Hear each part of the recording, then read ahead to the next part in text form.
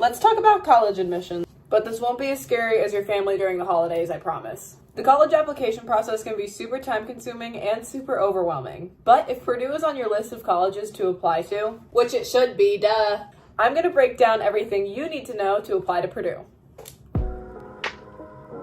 First, we're going to start with the numbers. Purdue's most recent freshman class had an acceptance rate of 50%, which can sound scary, but I'm going to show you how to give yourself a leg up. So the middle 50% had a GPA between 3.62 and 4.0. The middle 50% also had a SAT score of 1210 to 1470. Or if you took the ACT, the middle 50% had between a 27 and a 34.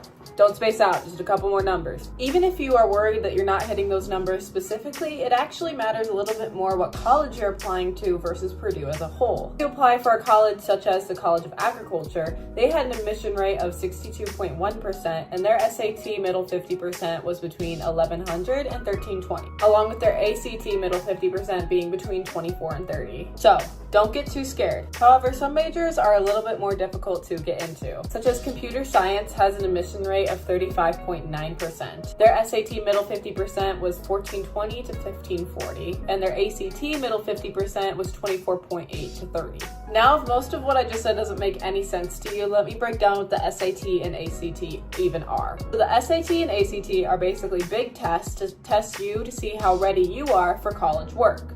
Some colleges expect you to have those scores, some colleges don't require you to take the test. Purdue does let some exceptional cases come through where you don't have to submit it, but it's overall recommended that you do take the SAT or ACT. And remember, if you don't score on those tests exactly how you wanted, there is no limit to how many times you can take the SAT or ACT. Alright, let's stop talking about big scary tests and let's talk a little bit about the classes that are recommended you take in high school to help prepare you for Purdue curriculum. Just to make sure you have all the basic knowledge you need to complete some of Purdue's entry-level courses, they want to make sure you've taken a couple classes in high school to help get you ready for those. Purdue requires 4 years of math classes, 4 years of English classes, 3 years of a lab science. For some majors, different things are expected. For example, for engineering applicants, chemistry experience is expected. Then you need 3 years of social studies, and finally 2 years of a language of some sort. So if you're in your junior or senior year and haven't quite met those requirements, make sure you meet with your advisor to see what classes you can add to your schedule.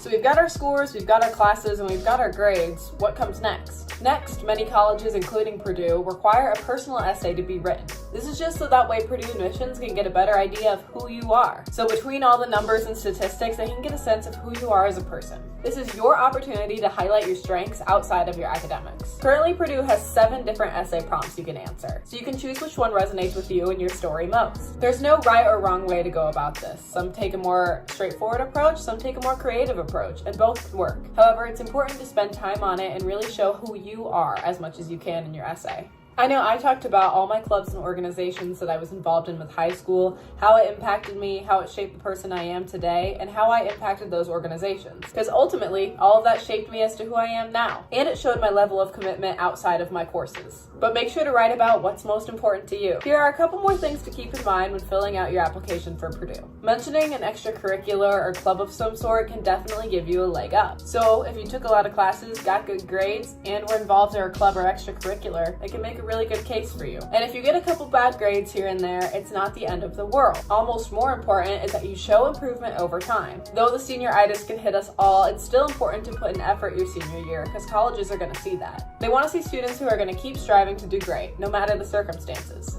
Now remember, even if you did all of these things, it doesn't mean you're 100% going to get it. So many different things affect college applications, such as your personal background, the information your high school requires or has for you, the time of year you apply, and some of it's completely out of your control. And that's okay. But if you use these guidelines and follow these tips, it can give you a much better chance of becoming a Boilermaker.